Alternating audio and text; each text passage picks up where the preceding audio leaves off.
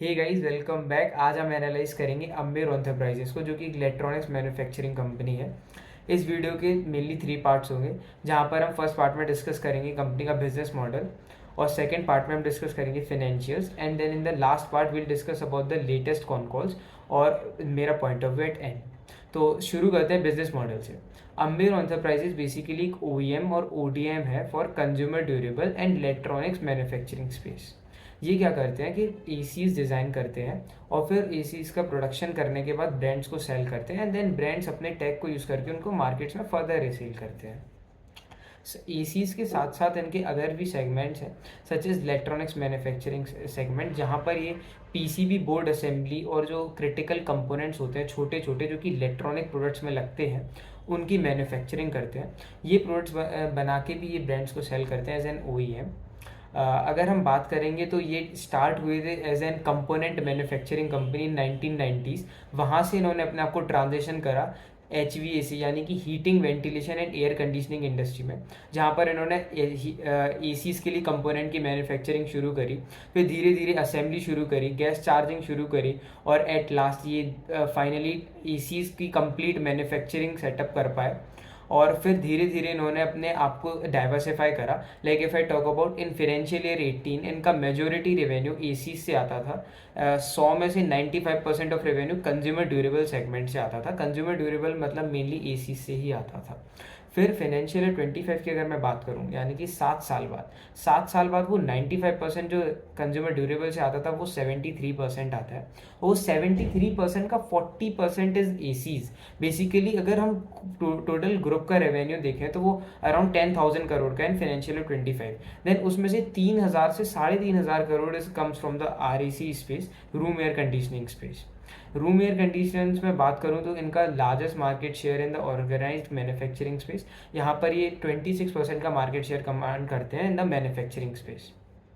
इस कंपनी की mainly 3 divisions हैं as of now. Number 1 is the consumer durable division, जहाँ पर ये एसीज और non RAC components plus ACs की मैन्युफैक्चरिंग करते हैं। जैसे कि वॉशिंग मशीन्स हैं, उनकी भी मैन्युफैक्चरिंग इन्होंने अब शुरू कर दी है धीरे धीरे। स्मॉल कंपोनेंट्स हैं इन द RAC इंडस्ट्री, वहाँ पर मेनली ये प्रोडक्ट्स हैं इनके कंज्यूमर ड्यूरेबल स्पेस में। कंज्यूमर ड्यूरेबल स्पेस में इनके पास 24 मैन्युफैक्चरिंग फैसिलिटीज़ हैं as of now. And now if we talk about the second division, it is the electronics division. Electronics division में ये PCB assembly करते हैं। PCB बोर्ड जो कि printed circuit boards, if I talk about printed circuit boards, बहुत ही critical component है जो कि ऑलमोस्ट सारे ही इलेक्ट्रॉनिक डिवाइसेस में यूज़ होते हैं, चाहे वो फ़ोन हो, कोई भी इलेक्ट्रॉनिक अप्लायंसेज हो। तो यहाँ पर इनकी PCB जो असेंबली है वो अम्बेर एंटरप्राइजेस करता है। We are joint venture of ILJIN electronics. और साथ ही बेयर PCB बोर्ड की असेंबली में भी एंटर हो चुके हैं। प्लस ये बॉक्स बिल्ड सॉल्यूशन प्रोवाइड करते हैं अदर डिफरेंट सेक्टर्स को। लाइक PCB बोर्ड की असेंबली करके उनका एक बॉक्स बिल्ड सॉल्यूशन बना है, प्रॉपर जो कंपोनेंट चाहिए कंपनीज को वो प्रोवाइड करते हैं। And now if I talk about the third division, it is the railways division. ये इन्होंने आई गेस 2 से 3 साल पहले ही शुरू करा है रेलवेज डिवीजन। रेलवेज डिवीजन में इनके पास जो मेन प्रोडक्ट है वो है heating ventilation and air conditioning space का। मतलब कि यहाँ पर ये जो रेलवेज होते हैं, उनके जो कोचेज होते हैं, कोचेज में जो भी AC यूज़ होते हैं, AC का जो सेटअप होता है वो पूरा अम्बेर मैन्युफैक्चर करता है। साथ ही डोर्स, गैंगवेज, ब्रेसेस, अदर प्रोडक्ट्स भी मैन्युफैक्चर करते हैं फॉर रेलवेज। प्लस ये रेलवेज के साथ इसी सेगमेंट में कुछ प्रोडक्ट्स मैन्युफैक्चर करते हैं जो डिफेंस के लिए HVAC, और प्लस डेटा सेंटर्स के लिए HVAC, मतलब जो डिफेंस सेक्टर हो गया और आपका डेटा सेंटर वाला सेगमेंट हो गया, उनके लिए जो heating ventilation and air conditioning का काम है वो भी अम्बेर एंटरप्राइजेस मैन्युफैक्चर करता है। अब हम बात करेंगे कंपनी के फाइनेंशियल्स के बारे में। लास्ट ईयर फाइनेंशियल ईयर 25 में इनकी जो सेल्स थी वो 48% से ग्रो करके 10,000 करोड़ का मार्क रीच करी थी। वेल जिनका नेट प्रॉफिट था, प्रॉफिट आफ्टर टैक्स, वो 250 करोड़ हुआ, जहाँ पर 80% की ईयर ऑन ईयर ग्रोथ आई।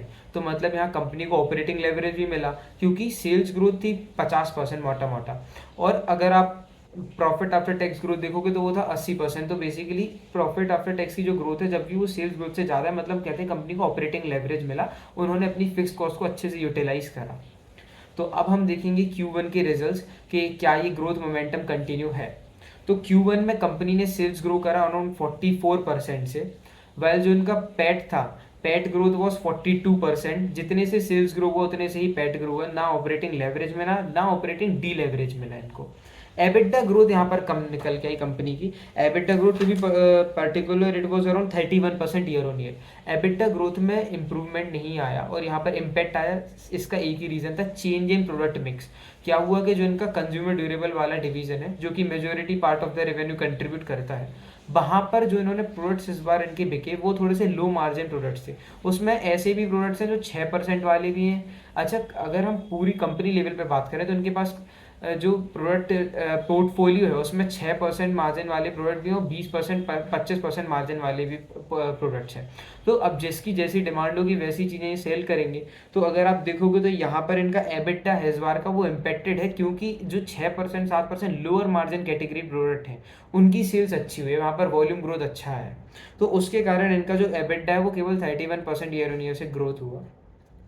अब हम बात करेंगे डिवीजन वाइज रिपोर्ट लेंगे एक बार, सारे डिवीजन्स के अपडेट्स प्लस इनके फाइनेंशियल्स डिवीजन वाइज उसको डिस्कस करेंगे। सबसे पहले शुरू करते हैं consumer durable division. Consumer durable division जो कि इनका मेजोरिटी पार्ट ऑफ रेवेन्यू देता है, around 74% of revenue comes from the consumer durable division. यहाँ पर इनका जो रेवेन्यू था वो Q1 में 33% से ग्रो करा। एबिटा मार्जिन यहाँ पर 7.5% थे as compared to 7.8% last year. EBITDA margin में कॉन्ट्रैक्शन इसलिए है क्योंकि इनका इस डिवीजन में 6% 7% जो लोअर मार्जिन प्रोडक्ट है उनने ज़्यादा कंट्रीब्यूट करा in the sales as compared to the high margin products. Updates की अगर मैं कंज्यूमर ड्यूरेबल में बात करूं तो दो मेजर अपडेट्स हैं यहाँ पर। सबसे पहले इन्होंने इंडस्ट्री ग्रोथ को आउटपेस करा है, जहाँ पर सबके रिजल्ट्स आप कोई भी ले लो, अपना ई पैक ले लो, सबके रिजल्ट्स नेगेटिव में आ रहे हैं, डिसअपॉइंटमेंट आ, सबने नेगेटिव ग्रोथ शो करा है ऑलमोस्ट। तो वहाँ पर इन्होंने पॉजिटिव ग्रोथ शो करा 33% का, इन्होंने इंडस्ट्री ग्रोथ का आउटपेस करा सबसे पहली चीज़। और इनका जो RAC है वो 40% ईयर ऑन ईयर ग्रो हुआ, वाइल जो कंपोनेंट्स स्पेस है वो 10% ग्रो हुआ। तो इसका मेजर रीज़न यही है कि इन्होंने लास्ट ईयर कुछ क्लाइंट्स थे जो इनके पास नहीं थे, इन्होंने क्लाइंट एडिशन करा, उनका रेवेन्यू कंट्रीब्यूट हुआ, उसके कारण इन्हें अच्छी खासी ग्रोथ है जो मेरे को लगता है, आई फील सो। और जो इनका एक मेजर अपडेट है वो ये है कि GMCC करके एक कंप्रेसर मैन्युफैक्चरिंग कंपनी है, उसके साथ इन्होंने 3 साल का एक एग्रीमेंट साइन करा है, जिससे इनको कंप्रेसर की सप्लाई में अगले 3 साल के लिए कोई भी दिक्कत नहीं होगी। तो ये भी चीज़ बढ़िया है कि आपके सारे कंपोनेंट्स की सप्लाई इंश्योर हो चुकी है। अराउंड 70% बैकवर्ड इंटीग्रेशन है इनका कंज्यूमर ड्यूरेबल स्पेस में। मतलब अगर ये AC बना रहे हैं और 100 रुपये की AC बनाए तो 100 रुपये में 100 रुपये का अगर एक AC बन रहा है लेट से, तो 70 रुपये का जो काम है माल वो ये खुद मैन्युफैक्चर कर रहे हैं, इजीली सोर्स कर रहे हैं। जो बाकी का 30% है 30 रुपये का वो आउटसोर्स कर रहे हैं, तो वो भी मेनली डोमेस्टिकली आउटसोर्स करेंगे अब, क्योंकि कंप्रेसर की मैन्युफैक्चरिंग इंडिया में GMCC लेके आ रहा है अपनी। अब मूव ऑन करेंगे इलेक्ट्रॉनिक्स डिवीजन के लिए, जो कि वन ऑफ माय फेवरेट है। मतलब ये डिवीजन एकदम सॉलिड किलर है। लास्ट ईयर इन्होंने गाइडेंस दिया था इस डिवीजन को ग्रो करने का 55% से, करा कितने से 77-80% से रेवेन्यू ग्रो करा। PAT growth was phenomenal. और यहाँ पर जो ये इस बार Q1 में भी यही मोमेंटम कंटिन्यू करा इन्होंने, 100% से इनका रेवेन्यू ग्रो करा इलेक्ट्रॉनिक्स डिवीजन में। ऑपरेटिंग एबिटा ग्रो करा 62% ईयर ऑन ईयर से। मार्जिन यहाँ पर भी कॉन्ट्रैक्ट हुए, 7.7% थे लास्ट ईयर, इस साल 6.4% थे। मैनेजमेंट ने ये कहा कि margin contraction was primarily due to change in product mix, low margin product ज़्यादा बिके। अब हुआ क्या, इलेक्ट्रॉनिक्स डिवीजन में ये क्या मैन्युफैक्चर करते हैं, PCB बोर्ड असेंबली और कंपोनेंट जो कि ACs की मैन्युफैक्चरिंग और कंज्यूमर ड्यूरेबल स्पेस में काम आते हैं। मतलब इलेक्ट्रॉनिक्स मैन्युफैक्चरिंग में ऐसी चीज़ें मैन्युफैक्चर करते हैं जो कि कंज्यूमर ड्यूरेबल्स में काम आते हैं। अब कंज्यूमर ड्यूरेबल्स में मेनली काम होता है Q1 और Q4 का। तो Q1 और Q4 में जब ये मेनली अब होता क्या है कि ये इन्होंने जैसे चीज़ें प्रोड्यूस करी, वो मेनली इनका Q1 और Q4 में कंज्यूमर ड्यूरेबल से रेवेन्यू आता है with in the electronics division. और कंज्यूमर ड्यूरेबल वाले जो कंपोनेंट से मैन्युफैक्चर करते हैं वो लो मार्जिन प्रोडक्ट होते हैं, उसके कारण इनके एबिटा मार्जिन में कॉन्ट्रैक्शन आया, as simple as that. But still the management is confident. इन मैनेजमेंट का कहना है कि बाय फाइनेंशियल 27 अगले साल ये डबल डिजिट मार्जिन पर को टारगेट कर रहे हैं, 10 से 11% 12% के रेंज में मार्जिन टारगेट कर रहे हैं एबिटा मार्जिन इन फाइनेंशियल 27, आज से 1 साल बाद। इसका मेन रीजन जो कंपनी ने दिया कि ये अदर चीज़ों के अदर सेक्टर्स में अब इजीली डाइवर्सिफाई कर रहे हैं। लाइक एज ऑफ नाउ इनका जो डिफेंस है, डिफेंस में घुस गए, एरोस्पेस में घुस गए और better product mix plus acquisitions करे इन्होंने 2, यूनिट्रॉन इलेक्ट्रॉनिक्स और एक और एक्विजिशन करा है, यूनिट्रॉनिक्स और एक पावर वन माइक्रो सिस्टम। जो एक्विजिशंस के कारण इनके मार्जिन्स में एक्सेलरेशन आएगा ईजिली। तो बेसिकली इनके जो मार्जिन्स है वहाँ पर अच्छा इंप्रूवमेंट आ जाएगा, डबल डिजिट में। अभी 6-7% है, 6-7% से 10 से 11% हो जाएंगी विद इन अ ईयर, ये मैनेजमेंट का कहना है। और इन्होंने एक चीज़ और ऐड करी कि जब इन्होंने इलेक्ट्रॉनिक्स डिवीज़न शुरू करा था आज से 4-5 साल पहले इल्जिन इलेक्ट्रॉनिक्स को एक्वायर करके, तब केवल 2.8% के एबिटा मार्जिन हुआ करते थे। आज 7% के रेंज में है and they are very confident कि ईजिली इसको 10 से 11% क्लॉक कर देंगे विद इन अ ईयर। अब बात करेंगे इलेक्ट्रॉनिक्स डिवीजन में कुछ एक्विजिशंस के बारे में। इन्होंने 2 एक्विजिशंस करे, Power One Micro Systems and the second one is the Unitronics. Power One Micro System का जो इन्होंने एक्विजिशन करा है वो अराउंड 260 करोड़ का है in tranche one, plus deferred conditions भी रखी गई हैं यहाँ पर। तो यहाँ पर ये जो इनका पावर वन माइक्रो सिस्टम का एक्विजिशन ये 15 से 20 दिन में कंप्लीट हो जाएगा। Power One Micro system basically एक सोलर स्पेस में कंपनी है, ऑपरेट करती है, सोलर इन्वर्टर बनाती है, यूपीएस सिस्टम, ईवीएस चार्जर और बीईएसएस थीम, जो कि आजकल बहुत रॉकेट थीम हो रहा है। आप ट्विटर खोलोगे आपको बीईएसएस स्टॉक्स दिख जाएंगे हर जगह। इनके जो मेजर कस्टमर्स हैं वो HAL, HAL, BHEL, NTPC, government niche client, जो मेजर गवर्नमेंट कंपनीज है, गवर्नमेंट फर्म्स है, वो इनके मेजर क्लाइंट्स है। तो बहुत टॉप नॉच बिजनेस है इनका। इनका जो बिजनेस है उसमें EBITDA margin are in the range of 17 से 18%। अभी अम्बेज रेंज ऑफ 7% के एबिटा मार्जिन, वो 17-18% का एक कंपनी को एक्वायर कर रहा है जिसके मार्जिन 17 से 18% के एबिटा मार्जिन से। अच्छी खासी ग्रोथ आने वाली है इन दोनों ही एक्विजिशंस के बाद, क्योंकि दोनों ही एक्विजिशन जो इन्होंने करे हैं वो बियॉन्ड द ग्रोथ ऑफ 30% का पोटेंशियल रखते हैं। इन्होंने मैनेजमेंट ने भी कहा कि पावर वन माइक्रो सिस्टम एक ऐसी चीज़ है जो 40% ईजिली 2 से 3 साल कंटिन्यूसली ग्रो कर सकता है। बात करेंगे हम यूनिट्रॉनिक्स के बारे में। यूनिट्रॉनिक्स एक यूएस इजराइल बेस्ड कंपनी है, जो कि इल्जिन, जो कि इनकी joint venture company ILJIN electronics acquired company है, सब्सिडरी आई गेस। तो सब्सिडरी ने एक जॉइंट वेंचर एक कंट्रोलिंग स्टेक लिया है यूनिट्रॉनिक्स में 40% का, for amount of 403 crore. Financial year 24 में इस कंपनी ने 500 करोड़ का रेवेन्यू करा था, और यहाँ पर इनकी जो 55% रेवेन्यू है वो यूएस से आता है, वेल 40% यूरोप से और रेस्ट अदर जगहों से। ये एक बहुत ही high growth business model with EBITDA margin of 30%। तो कैन यू इमेजिन, मतलब 30% के एबिटा मार्जिन वाला बिजनेस इन्होंने एक्वायर करा, 17-18% वाला एक्वायर करा। तो फॉर श्योर रीजन इनके जो EBITDA margin in the electronics division उनमें ईजिली आराम से बूस्ट आएगा फ्यूचर में। अब बात करेंगे हम इनके रेलवेज डिवीज़न। रेलवेज डिवीज़न को अगर आप देखोगे तो फाइनेंशियल ईयर 25 में बहुत ही सबड्यूड ग्रोथ था, 3 से 4 क्वार्टर से कुछ भी ग्रोथ नहीं आ रहा था, बट Q1 में ग्रोथ वापस आ चुका है। इनके जो नंबर्स हैं यहाँ पर अच्छे आए हैं इस बार। इनका 29% ईयर ऑन ईयर से रेवेन्यू ग्रोथ करा, एबिटा 8% ईयर ऑन ईयर से रेवेन्यू ग्रो करा। मार्जिन इनकी 18% है as compared to 21% in the financial year 25। Margin contraction इसलिए है क्योंकि इन्होंने इस बार Q1 में जो मेजर प्रोजेक्ट्स डिलीवर करे वो मेट्रो प्रोजेक्ट्स है, और मेट्रो प्रोजेक्ट्स में मार्जिन थोड़े से कम होते हैं as compared to the normal railways coaches part. यहाँ पर इनकी एक मैन्युफैक्चरिंग फैसिलिटी है रेलवेज डिवीजन में, और ये फ्यूचर में प्लान कर रहे हैं 2 एक्सपेंशंस जिनका काम शुरू हो जाएगा, like Siddhwal railways facility. Now let us move on to the third part of the video, which is about the con calls and my point of view at end. तो कॉनकॉल में मैनेजमेंट का जो tone था वो बड़ा optimistic था, और ये लॉन्ग टर्म में अगर आप देखोगे तो रूम एयर कंडीशंस के लिए बहुत ही ऑप्टिमिस्टिक हैं फॉर द एंटायर इंडस्ट्री। इन्होंने कहा कि इस बार बहुत ऐसा हुआ है कि जो इंडस्ट्री है उसमें सच ग्रोथ नहीं आया, इंडस्ट्री डीग्रो करी 10 से 15% से in Q1, but still they are very optimistic. And in company level पे तो अम्बेर ने बहुत अच्छा ग्रोथ करा, 40% से RAC स्पेस को ग्रो करा, and they will keep on delivering good. और इन्होंने कहा कि अगर इस साल Q2 और Q3 में अभी जो आने वाले क्वार्टर्स हैं अगर उसमें इंडस्ट्री फ्लैटिश रहती है तो फिर Amber is confident to grow sales by 15%। अगर लाइक इंडस्ट्री में कोई ग्रोथ नहीं रहा, 0% का फ्लैट ग्रोथ रहा आने वाले 2 क्वार्टर्स में, तो अम्बेर 15% का ग्रोथ इजीली कर लेगा। They are very confident of that. और उन्होंने ये कहा अगर इंडस्ट्री डीग्रो करता है 10% डीग्रो करता है तो फिर अम्बेर 10% इजीली ग्रो तब भी ग्रो कर लेगा, और अगर इंडस्ट्री पॉजिटिव 10% से ग्रो करता है तब तो फिर अम्बेर आराम से लाइक 25% अब नॉर्थ इजीली ग्रो कर पाएगा। और इन्होंने जो मैनेजमेंट है उन्होंने ये भी कहा कि रूम एयर कंडीशनिंग स्पेस जो है वो एक लॉन्ग टर्म प्ले है। अभी 15 मिलियन यानी कि 2025 में 15 मिलियन यूनिट्स का मार्केट, और 2030 में ये मार्केट डबल से भी ज़्यादा होने वाला है। नेक्स्ट 5 ईयर्स में 35 मिलियन यूनिट्स का मार्केट होने वाला है। तो ये एक लॉन्ग टर्म प्ले है जो कि आपको खेलना होगा। ये कंपनी के मैनेजमेंट का था। प्लस कमर्शियल इश्यूज़ की अगर बात करें तो वहाँ पर भी अच्छी खासी ग्रोथ आई है, 40% की ईयर ग्रोथ आई है due to addition of new clients. नए एक्विजिशंस इन्होंने 2 करे हैं, पावर वन माइक्रो सिस्टम और यूनिट्रॉन, जो कि मैं पहले डिस्कस कर चुका हूँ। और इलेक्ट्रॉनिक्स डिवीजन को लेके फिर इन्होंने जो बातें करी उनका ये था कि Q1 में इलेक्ट्रॉनिक्स डिवीजन की जो ग्रोथ थी वो 100% ईयर ऑन ईयर थी। बट ये ग्रोथ आने वाले 3 क्वार्टर्स में सस्टेनेबल तो नहीं है, क्योंकि होता क्या है कि कंज्यूमर ड्यूरेबल्स, जैसे कि इलेक्ट्रॉनिक्स डिवीजन है उसमें मेजोरिटी पार्ट आता है कंज्यूमर ड्यूरेबल्स का, 65% कंज्यूमर ड्यूरेबल से आता है। तो अब वो जो 65% कंज्यूमर ड्यूरेबल से आता है वो Q1 और Q4 में ही आता है। कंज्यूमर ड्यूरेबल मेनली Q1 और Q4 का सीजन है।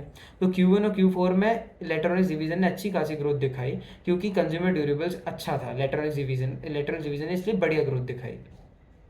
आने वाले क्वार्टर में ये कह रहे हैं कि वेयर मिनिमम 30% के ऊपर इजीली ग्रो कर पाएंगे। ऐसा ना Q4 की कॉन कॉल में भी कहा था कि ओवरऑल आप देखो तो आराम से, और आई ऑल्सो बिलीव कि क्योंकि नए एक्सपेंशन और इतने साथ, तो ईजिली अगर आप एंटायर ईयर लेवल पे देखो तो 50% से ये अपनी इलेक्ट्रॉनिक्स डिवीजन को ग्रो कर लेंगे।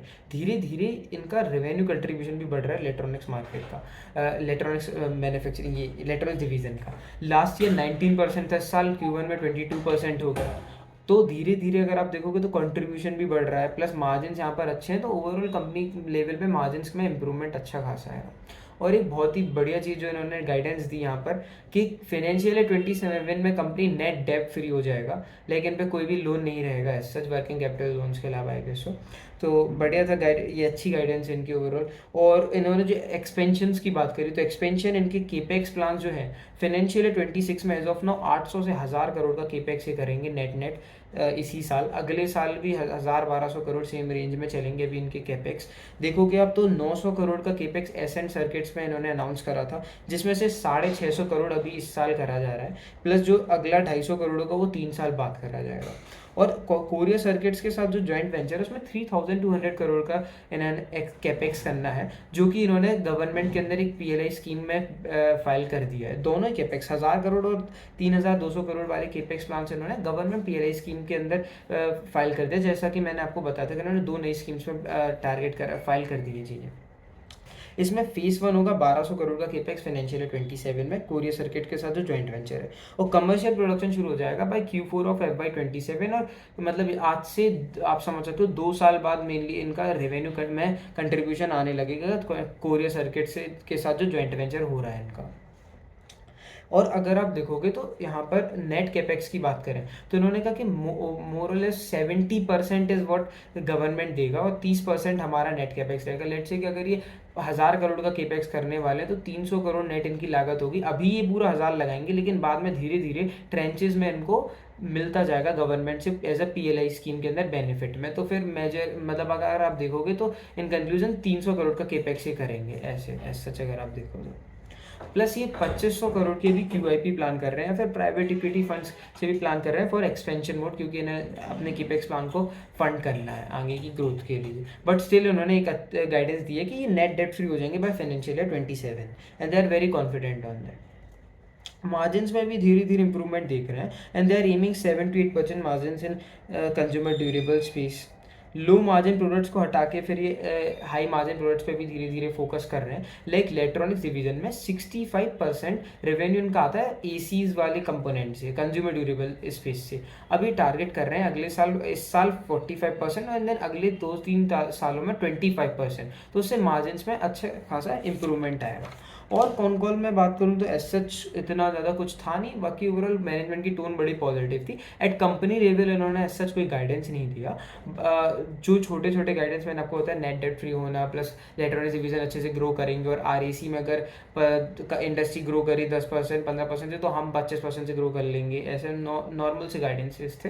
बट अगर ओवरऑल अगर हम देखें तो ये company easily in the like Q1 में इन्होंने 40% का ग्रोथ क्लॉक कर लिया।